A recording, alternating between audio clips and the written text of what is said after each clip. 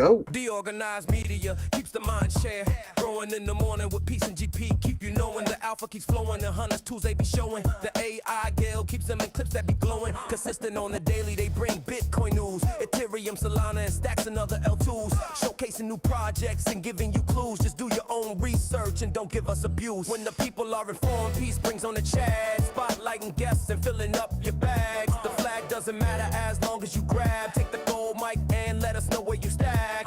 Up from the underworld, the game master arrives, bringing the games that satisfy the hive. Hunters come running, it keeps them alive. Scouring the planet for the treasures inside. Stacks improvement takes a sip, innovating the chain. Letting the community know is the name of the game. Spreading awareness and helping explain why Stacks is where it's at. We are pumping the name. Stacks, where it's at. Fast transactions are fat. Where it's at. The leading L2 is making maxes look back. DeOrganized media keeps the mind share growing in the morning with peace and GP. Keep you knowing the alpha keeps flowing. The hunters tools they be showing. The AI Gale keeps them in clips that be glowing. Consistent on the daily, they bring Bitcoin news. Ethereum, Solana, and stacks and other L2s. Showcasing new projects and giving you clues. Just do your own research and don't give us abuse. When the people are informed, peace brings on the chat. Spotlighting guests and filling up your bags. The flag doesn't matter as long as you grab. Take the gold mic and let us know where you stack. Up from the underworld, the game master arrives, bringing the games that satisfy the hive. Hunters come running, it keeps them alive. Scouring the planet for the treasures inside. Stacks improvement takes a sip, innovating the chain. Letting the community know is the name of the game. Spreading awareness. Good morning, my friends. It's your old pal Peace Love Music, just getting the DeOrganized daily live stream going. We start at 7:30 a.m. We're covering what's being built, developed, news, alpha, what's going on Bitcoin and the leading stacks L2, leading Bitcoin L2 stacks. Daily contest, we're giving away 200 STX for the month of January. You enter by just replying in the pinned post for this live stream. Today's question, what's your favorite stacks meme token right now? And what do you like about it? What's your favorite stacks meme token? I have several that I love, actually. Even though I do kind of promote the idea that maybe we don't need a whole lot more tokens and that people should be a little bit more deliberate as to when they create a token moving forward. But we have established some great meme coin communities on Stacks. So let me know what your favorite Stacks meme token is, and you're entered to win your share of a 200 STX for the month of January. Don't forget, tomorrow, Friday, your entries count double. We got the Whatever Morning Space coming up at 8 a.m. That's in about 25 minutes. I'll be back with the news show at 8:30. I haven't even had a chance to read the news yet, so I don't have any updates as to what we'll be talking about. Lots to talk about, lots of things going on in the world, in crypto and beyond. So we're actually got a lot to talk about. We'll have plenty of news. We'll be back with the Chads, have some conversation. Bitcoin Pepe at 11. I don't know if there's anything else going on later on today after that, so it might be a slightly slower day. I have some in real life stuff to do this afternoon or evening, so I may be off the TL for a bit. But we will have content throughout the day. I'm going to leave you guys with the session I had with Rafa yesterday chatting about Pillar and the smart wallet that he is building for Stacks. It's actually really great. I think that there's a lot that you guys should definitely tune into this one. Participate in the question, and we'll see you at 8:30 with the news. Peace out. Consistent on the daily, they bring Bitcoin news, Ethereum, Solana, and stacks and other L2s. Showcasing new projects and giving you clues. Just do your own research and don't give us abuse. When the people are informed, peace brings on the chat. Spotlighting guests and filling up your bags. The flag doesn't matter as long as you grab. Take the gold mic and let us know where you stack. Up from the underworld, the game master arrives, bringing the games that satisfy the hive. Hunters come running, it keeps them alive. Scouring the planet for the treasures inside. Stacks improvement takes a sip, innovating the chain. Letting the community know is the name of the game. Spreading awareness and helping explain why Stacks is where it's at. We are pumping the name. Stacks, where it's at. Hey, what's happening? Hey, can you hear me? Let me just close the door.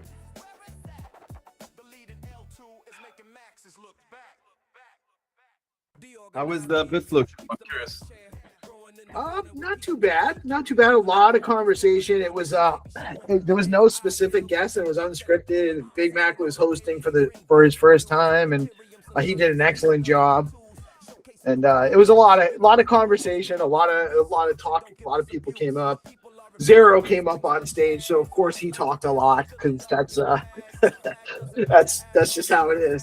But great conversations, great stuff. Talked about everything. So I'm having you very exhausted at this point. So it's okay. I'll do most of the talking, I guess. I am always exhausted, man. These days, anytime you got me. But it's yeah. You let me know what you.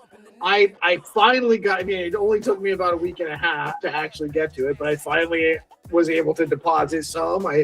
At some point in the next day or a few, I'm gonna do another small deposit from my Robinhood and see how that goes. It should be the same as just sending it in like through Coin. Awesome. Yes, absolutely. That would be a great test, like to see if we can if Robinhood accepts Taproot addresses that SBTC Bridge uses. I think it does. Awesome. By the way, can you hear me good or? You're clearer now than you were when I first joined. You were a little quiet when I first joined. Oh, okay. Let me check if the sound is correct here. But if you can hear me well, I guess we can just start. Because time is of the essence. Is that good with you? The sound is good. I can hear you good. And actually, I'm gonna mute my mic unless I have to talk because I got a slightly whiny puppy in the other room. I don't know if you can hear him, but it doesn't bother me. But okay, let's do it. All right. So, all right, peace, love. Thank you for coming, and friends who are watching at home. If you've been using Pillar, you've been, increasing your Bitcoin position with a 1.5x in one click, and without knowing, perhaps you knew, perhaps you didn't, but you've been using a smart wallet, and that's the object of today's presentation. I think I'll try and do less than 15 minutes, and by the end of this presentation, you will know where your keys live, what is a smart wallet, where your keys live, why we use passkeys and principal wallet, how the wallet protects when it's compromised, and how you can recover your wallet. I'm sorry, it's the first time I'm doing this, and actually my pitch has been modified by AI, so I'm gonna have to improvise a little bit. So what is a smart wallet? We can define a smart wallet by opposition to a simple wallet, a Web3 wallet like Ledger or Exverse, where you have a key, a private and a public key, and you sign, they broadcast, and it executes on-chain. It's simple, but if your key is compromised, game over. They can deplete your wallet with all your assets. A smart wallet is a contract that you own. You own how the value moves. So it owns assets that can be moved by you, and it also enforces rules. Whether your credentials are compromised or not, the rules will still apply and enforced not by us, not by our server, but by the code and the Stacks blockchain itself. So a regular wallet is a safe with a key. A smart wallet is a safe with rules, time lock, spending limits, 2FA. You can imagine any sorts of rules that are enforced at the code level. Let's talk about how you onboard your smart wallet on Pillar. When you come to Pillar, you will deploy that smart wallet, and your passkey is going to onboard that smart wallet, meaning the passkey is going to be the admin of your wallet. And where does this key live exactly? So we're currently using a third party called Privy, and you authenticate via your WebAuthn, to Privy, which holds that private key. It's encrypted, it's a shard. So when you authenticate, they decrypt and they sign on your behalf. You never have to touch or see that private key. And then that signature goes on chain to your smart wallet, which is associated with your public key, and verifies that it is indeed you that is signing, and then proceeds to the action on chain. So there's a 3-layer approach here, where you have your WebAuthn. That's a private key that lives obviously in your secure enclave of your device. That's, you know, hardware chip on your phone or on your laptop. And then Privy key, and then smart wallet has your pub key, and then verifies that you're signing. Okay, that's the passkey process. And by the way, with Clarity 5 coming, we're thinking of perhaps removing the second layer and making it even more simple, from your WebAuthn key to your smart wallet holding your public key. Now, besides the passkey, that is an easy way for you to move assets from your smart wallet by just signing using your Face ID. We've actually at Pillar, we've approached it with a 2FA authorization, meaning that you can configure a principal admin to your smart wallet. And for any operation that is critical, both will be required. So think of things like adding an extension to your smart wallet requires both your passkey and your principal, and on top of it, there's a cooldown. For sending any amount that is deemed large or like an operation, you will also need both. Or actually, no, that's not true, but there's a cooldown. I'll go through these things a little bit in the slides below. But for operations like extensions or transferring a wallet, I will go into the details of what that means. You need both. You need both your passkey and your principal admin. So if any of your credential is compromised, the hacker doesn't own both. That gives you an advantage and sort of an escape hatch for you to be able to recover your smart wallet. And I'll also go into details a bit later, 5 minutes. So I was just speaking of a spending threshold. So if so the smart wallet, again, is a bunch of rules, and the way it's by default configured is that you have a 100 STX threshold per day and a 100,000 sats per day. If you want to move value out of your smart wallet, STX or SBTC, then you can use either your passkey or your principal, but you have that 24-hour cooldown that you can configure.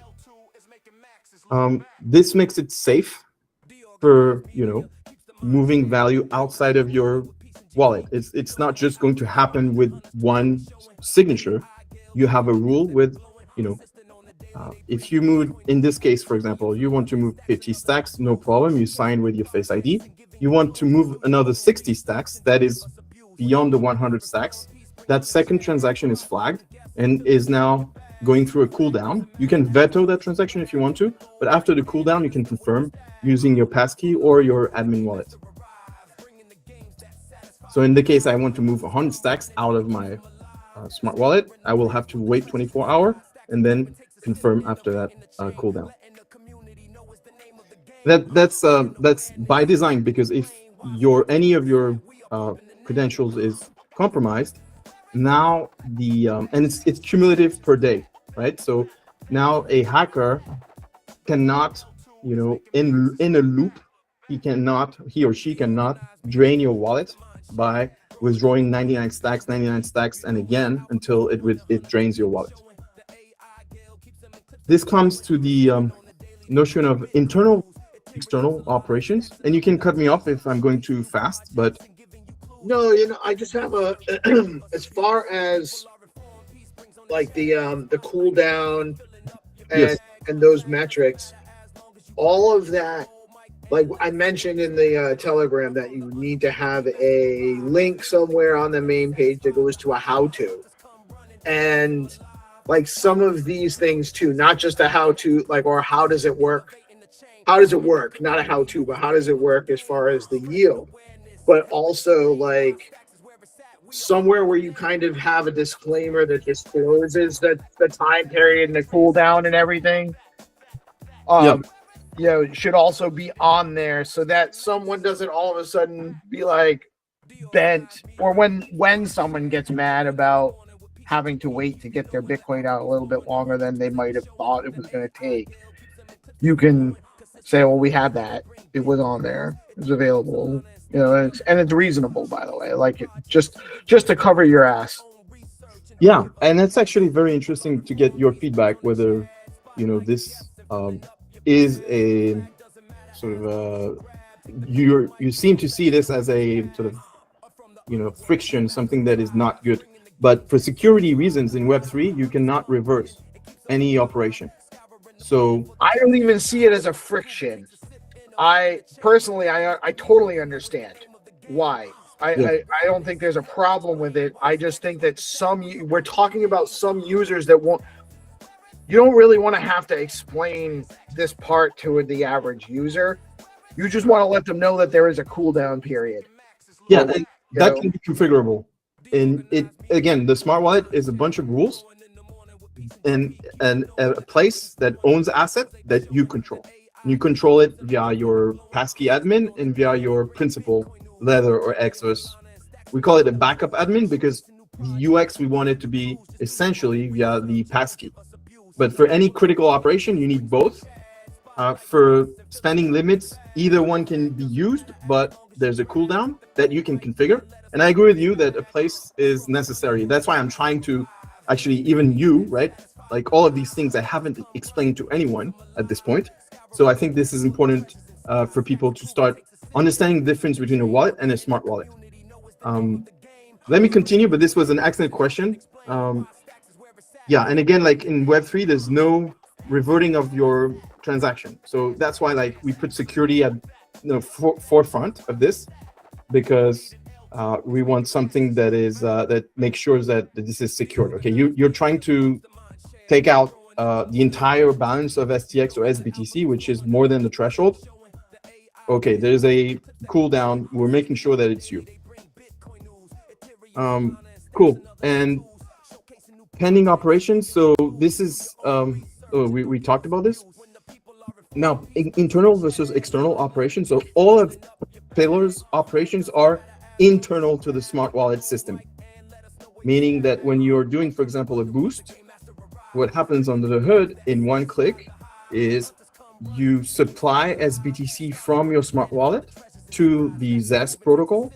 You borrow dollars, AEUSDC, Albridge USDC dollars against that collateral on Zest, and then it goes to Bitflow and swaps that 50% value back into SBTC, and then finally resupply or repledges this 50% back into Zest. And what you end up having is a Z SBTC position that your smart wallet owns. So you go from an SBTC position that your smart wallet owns to a Z SBTC 1.5x leverage SBTC position that your smart wallet owns, meaning the value in this operation is internal to the smart wallet. It never leaves the ownership of the smart wallet. So for this kind of operation, you don't need as much protection. It will never go out to a hacker's address. It will remain within your smart wallet ownership. That's the difference between internal. So external is what we've seen, sending STX out to a principal, to a contract, to anyone other than my smart wallet or SBTC. You can also imagine ZSBTC transfers. All right, that's clear, I think. All right, so let's talk about what does it mean to transfer a wallet itself. This could happen in two situations. One is if you want to sell your smart wallet itself. Your smart wallet owns a bunch of positions in DeFi, and perhaps you want to sell that entire smart wallet portfolio to another entity that is going to be the manager, or for some reason there's a transfer of ownership. That can happen. But the most important use case is when either your admin principal or your passkey principal is compromised. And so this is why I think transfer is going to be used, and it allows you to, you as the owner, you own both the passkey and the principal admin. You are able to transfer it to a new admin without cooldowns, and this gives you this instant. So it's a two-step. So you need to own both. In case either one is compromised, the hacker cannot, cannot recover the wallet or transfer the wallet. You can, because you own both. And let's see. This gives you an advantage because designating a new passkey wallet has a 24-hour cooldown. So a principal admin can designate a new passkey admin. In that sense, the principal admin is senior over the passkey admin. So it's very important to have a backup principal admin that is senior. And if your passkey is compromised, if your principal is compromised, they would need 24 hours cooldown to designate a new passkey. But you have both, and you can instantly transfer it to a new uncompromised principal. And what happens under the hood is your passkey, the old passkey becomes orphaned. A passkey admin is always attached to a principal admin. I don't know if you have questions here, because it's an important point here I'm trying to make. No, I totally understand. It's complicated, but I get it. I wonder if it even makes sense to. So would there be a reason not to give? So this is great if somebody gets hacked because you're separated. If I lose my device, yeah. Oh yeah, exactly. So if you lose your device, I have another.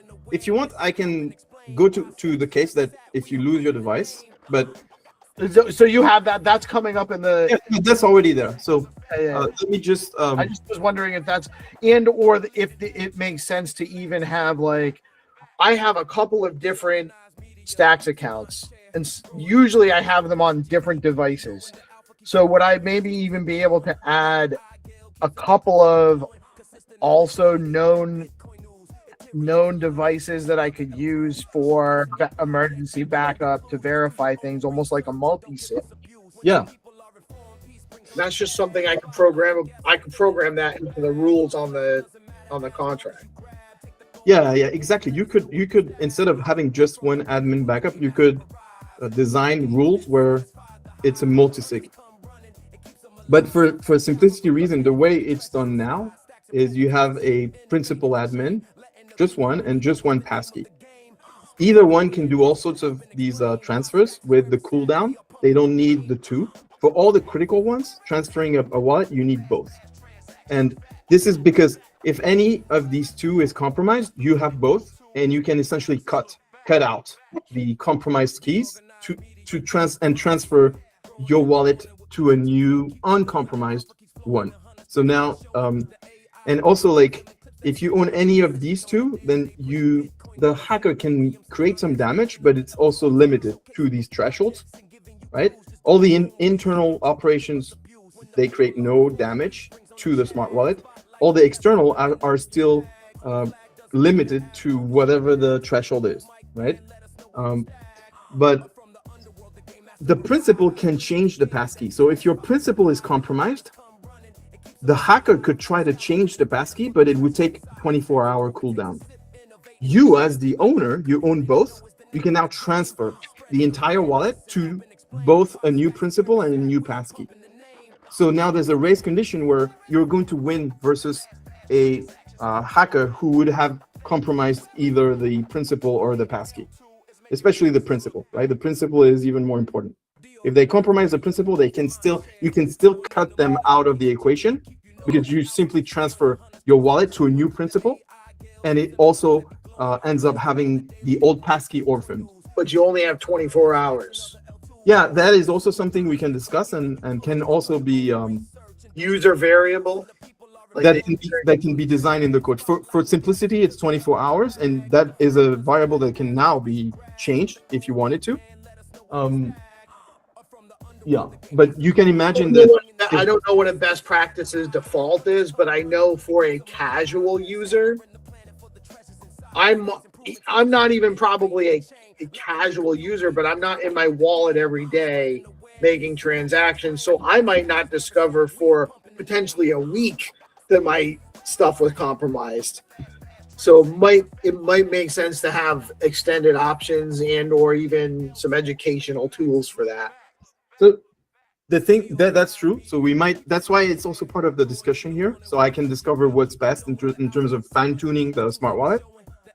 So there is this. So when a hacker hacks, he's going to try and deplete. So here you have your threshold. So he's going to try and send out. Okay, so if per day he sends more, then that's flagged. And you obviously are going to get a notification that, okay, you have an operation, someone wants to withdraw more than X amount, your threshold.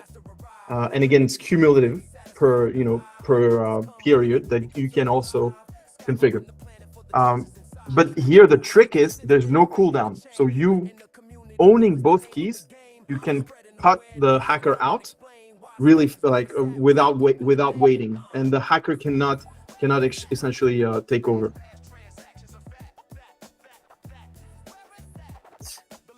That makes sense. I mean, absolutely, the mechanism makes sense. I think it's just a matter of trying to identify what is a best practices to give the default amount of time without people being pissed off when they want to change the passkey and then they have to wait 7 days or how, you don't want to exactly side of it. Exactly. That's correct. It goes both ways. Right? If you add more cooldown, then you're cock blocking half of your, if you want to change your passkey, now you have to wait more. Right. All right, cool.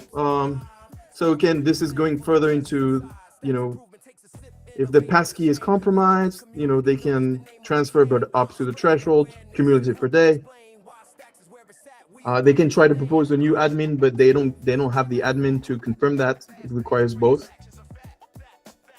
And if the principal, again, is compromised, same thing happens. They cannot confirm because it requires both. And they are also capped to the maximum per 24 hours. So you'll get a notification that someone wants to withdraw more, and then you can cut them out by owning both of them. That's the response, I guess. Yeah. If an attacker has the passkey, they can try and withdraw the maximum damage is up to your threshold per day. Then they can try and propose a new passkey. There's a cooldown and they don't own and there's a cooldown here. Okay, yeah. They can actually, proposing a new passkey can be done with the same admin principal. So the cooldown here I think is important, as you said. So I think perhaps this is better to have a 1 week for proposing a new. I don't know. It's an open question to people because again, if you want a new passkey, are you going to have to wait a week? Good question. Right, because you have to have it. You don't want to have people set this up when they're logging in. You want it to be. So can I just say out there right now, I think the wallet part of this is cooler. Not that the added Bitcoin and the under the hood stuff where you're leveraging Bitcoin and it's one button and easy. That's all really cool. But the onboarding piece with the passkey and the wallet is actually infrastructure that's applicable to onboarding with all sorts of different apps. You can create any app with this. They should all have it. Right? Yes. I mean, that's what I'm. So that's the most important part is we want these to be easy on board, get people into the app. They don't have to mess around with it. But how do we need to make sure we know how we're setting it for them.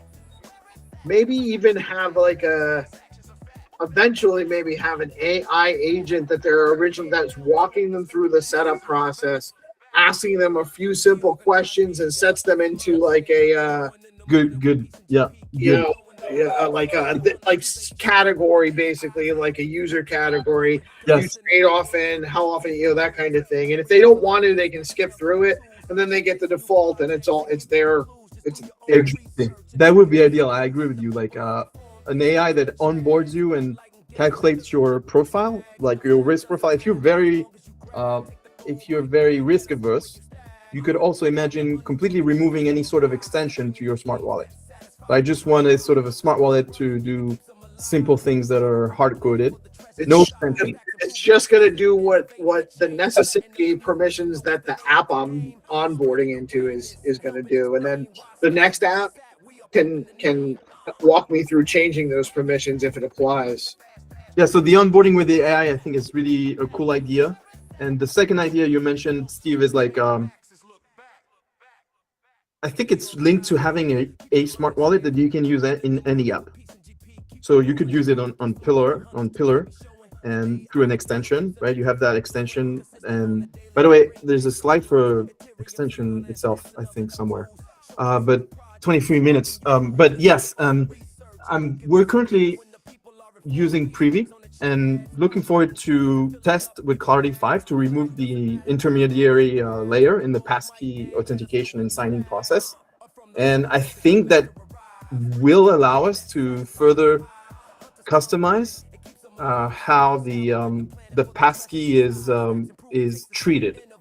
Currently, all of that is Privy's responsibility, and it's great, but at the same time, it's limiting, because in order to be able to customize one passkey, one smart wallet, any app, that's something that is definitely a goal or an area I want to further investigate so that it's actually possible. And again, like the UX is just from your mobile. You don't need a seed phrase or anything. Initially, you're onboarded with your passkey, which is the admin of your smart wallet with all of these rules defined by an AI, perhaps. And now you can sign from your mobile, be it an app or be it or a different app or even a browser inside your mobile. No need to enter a passkey, a passphrase, etc. So you instantly onboarded, and also by reusing the SBTC bridge, you can deposit into your smart wallet using the SBTC bridge mechanism that we integrate in Pillar in just one withdrawal from a centralized exchange or from a payment from a credit card. You can now be onboarded really, really easily. You didn't even have to write down a seed phrase at this point. And then when you start becoming, you graduate, you can now add this principal admin that has seniority over your passkey and can transfer along with your passkey and can designate a new passkey if you lose that passkey or if you lose your wallet because it's not synchronized. Nowadays, passkeys are really well synchronized across devices, but that admin is now you're more into the space. You've got a seed phrase, etc., and you've got that security baked into the smart wallet. If your key is compromised, unlike a simple wallet, they cannot drain everything at once. This comes to the question that you had a little bit earlier about recovery. If your wallet or smart wallet is inactive for more than a year currently in the Pillar smart wallet, you can set a recovery admin or recovery Leather Express wallet. And then after a year of inactivity, you can now, using just like perhaps you wrote down the seed phrase somewhere, perhaps you have another way of saving that information, but a year later, perhaps there's even inheritance, who knows, someone can now just by enforcing this rule in the contract, recover the wallet. So 1 year is sufficiently high, and sufficiently this is just something we chose. It's long enough, so it's not a security risk. Like if your wallet is active, and the recovery wallet cannot take over while it's active, it has to wait a year. And it's short enough, to be practical, because what if you actually lose both your passkey and your admin wallet? So this is a different wallet that's a backup recovery wallet. Yes. Yeah, I like it. Yeah, and that's already baked in the code, etc. So if your wallet is inactive for a year, last ultimate resort, you've already configured. So configure these things at the beginning, right? And then you can recover all of your assets using this method. Pretty simple. Okay, so this is just further information. Okay, this is another edge case. So what if you've lost your backup admin, right? It's not compromised, but you've lost it, and you've got some thresholds in terms of how much you can transfer out of your, like, an external operation. Then now you're limited with your passkey.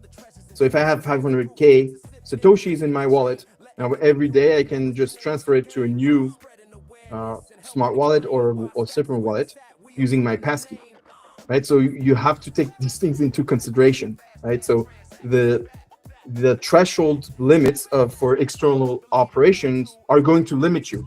That's just governed by code, right? So in case you want to do large operations and you lost one of the two, then you can still recover, but it's going to take several days in this use case. And here's a question, whether we should add ZSBTC thresholds. So today in, like, the V1 or V0 version, there's a threshold for SBTC and for STX.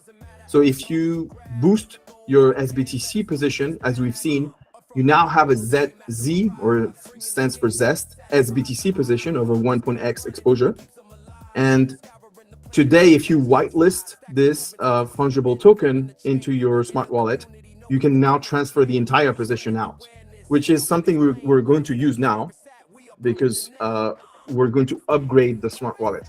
But the question is whether we should actually add a security threshold for this kind of thing, right? This is linked to this slide because extensions is something that is possible in a smart wallet. It makes the smart wallet modular. So I can whitelist extensions to my smart wallet, such as anything you can imagine, like minting STX, for example, like liquid staking from Stacking DAO. You could do that in an extension if you wanted to. So the process is you are going to propose this extension to your smart wallet. There's a cooldown because we want maximum security for adding whitelisted extension to your smart wallet, and then you need to confirm with the other form of authentication, passkeys, right? Principal, cooldown, passkey. The removal is instant. If it's compromised, you want to remove it, and you need both of them, and there's a cooldown. But the reason is because an extension, a malicious extension, can create a lot of damage. And one topic of discussion is creating a registry of extensions that are vetted by the community. And the extension itself is acquiring reputation, and perhaps companies or protocols can participate to attest that such and such extension is safe. And then what happens is you could imagine that your smart wallet cannot add an extension that is not previously vetted and registered with a central registry. I think this is something that I would push, because extension is, in this scenario, although we have currently the maximum security, you need both keys, you need a cooldown, they can create damage. They allow for that modularity, for having a smart wallet that can be authenticated with several apps, and then you add extensions and extension as you want and keep that singular place of a smart wallet. But if you add a malicious smart wallet to your wallet, it can then create damage. Another way,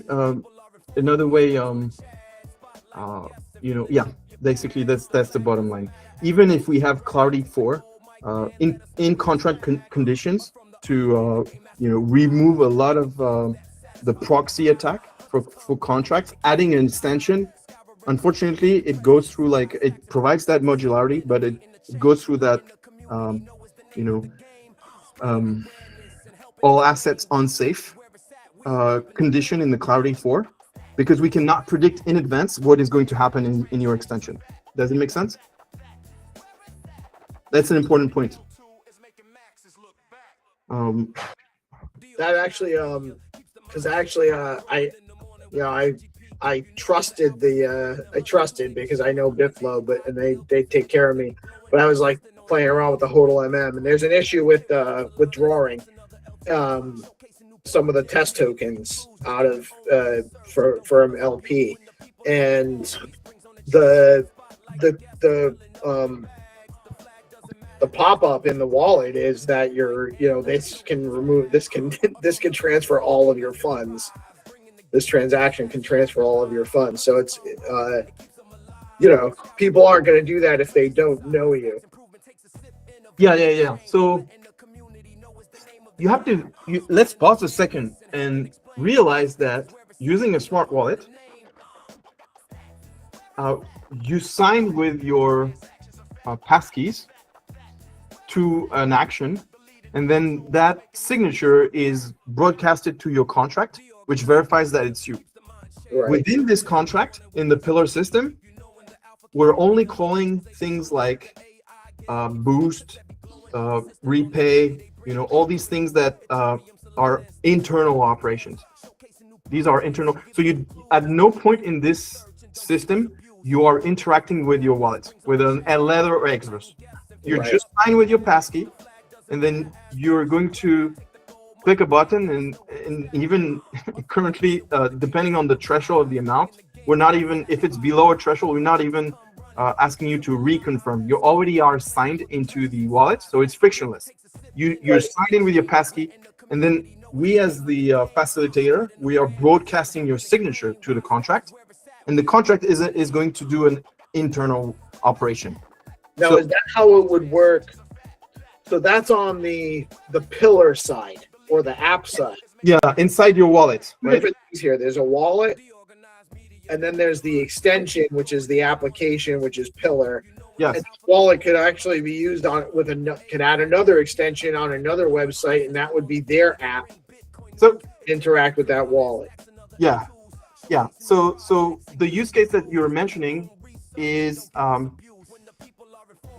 the front end post conditions. When you interact with Leather or Exverse, the front end is usually going to say, okay, you've just signed that you want to transfer 100 stacks, and now I'm going to attach to this signature a post condition that says no more than 100 stacks is going to move your simple wallet, Leather or Exverse. So you go to Leather Exverse and you click again, and you confirm, and you see,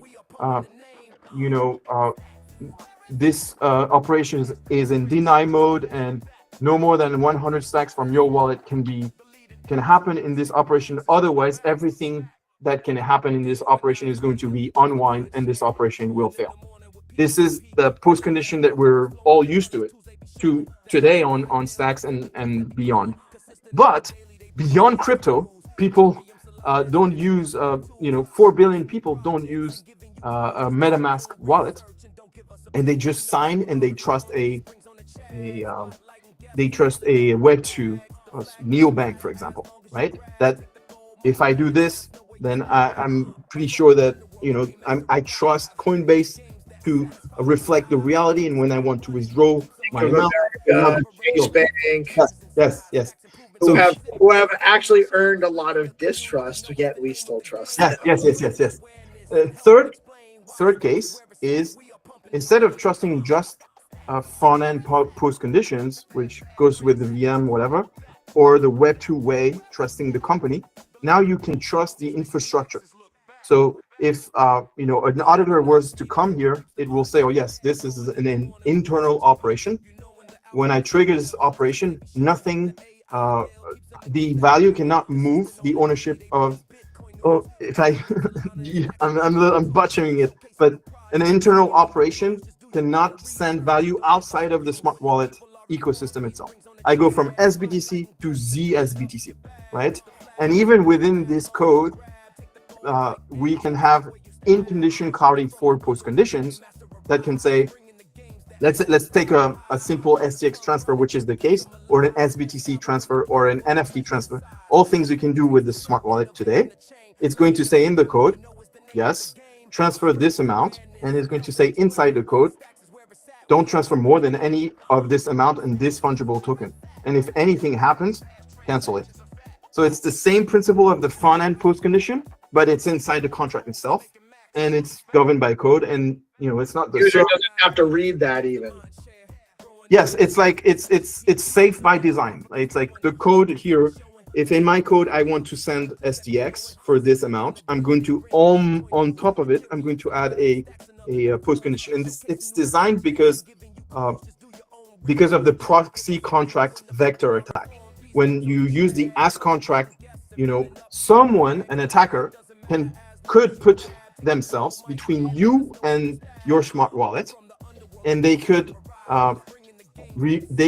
steal some assets from your simple wallet by using this attack. This attack is removed now, except in the case of extensions, because in an extension I cannot create I don't know what the extension is going to do, so I cannot create a internal contract code post condition. Right, that's the whole point of an extension, that it allows your smart wallet to become modular. So the in-contract post condition in the smart wallet for an extension call is going to be instead of do this operation with SBTC token and for the exact amount, otherwise don't do it. It's going to say with all assets unsafe. That's why we have maximum security. If you want to add an extension, that's why I'm discussing having a registry for only allowing registered, vetted extensions to a smart wallet. Something I think the entire ecosystem would benefit if smart wallet become a thing, which is my vision today. Make sense? Yes. So the front end could still say, just to finish, it could still say, you can execute it's bad practice, right? But it could still say execute this operation, but it's still safe because there's an in contract post condition as opposed to front end, so to speak, post condition. So it could be still safe. And in our case, we don't even have a wallet executing. We take your signature and ourselves with our own wallet, we broadcast it to the Stacks blockchain, and we abstract the gas fee as well. Does it make sense? Okay.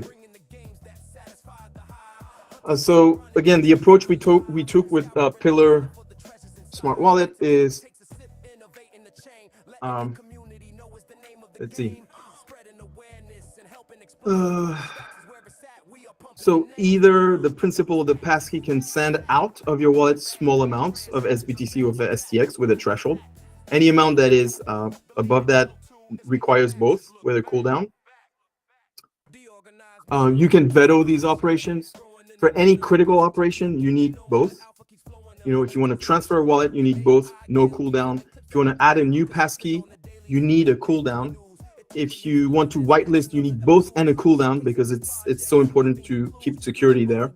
So a hacker would need both your passkey and your admin to be able to, to create any sort of damage using that whitelist extension process. And you can set a recovery wallet if you've lost both of them and your wallet has been inactive for more than a year. That can also be recovered and configured.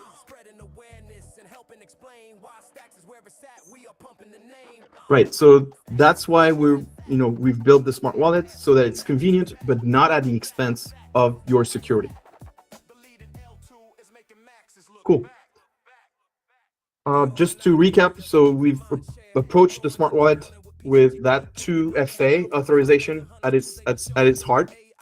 I've already said this: the threshold, the cooldown, instant escape hatch, in case of any of your credential being compromised. You own both, and you can transfer the entire wallet, or if you want to sell the wallet, you can also do that. I already said all of this. Extension whitelist also has maximum protection with both plus a cooldown and 1 year recovery. Cool. That's it for today. And well, if you've been using the 1.5x exposure feature that we provide on Pillar, I recommend that you add a principal admin to your smart wallet, be it Leather or Express. And if you have any more questions, I can also answer them. I do have a primary admin. The app's cool. I love what you're developing. I think it's, as I mentioned, I think that this is infrastructure that's going to be very, very useful throughout the ecosystem. The wallet side of things, especially the smart wallet side of things. So I don't have any more questions. Thank you for your time. Thank you for letting me make it run over like 3 times what you were expecting it to be. And I apologize for that. It's my nature to make things a little bit longer verbally. No, that's perfect. No, I'm very grateful for all your questions and you showing up every time, because this is I think it's important, as you said, important work that could benefit everyone. So just maybe we can open up. This is actually one of the things I'm most excited about, what you're working on.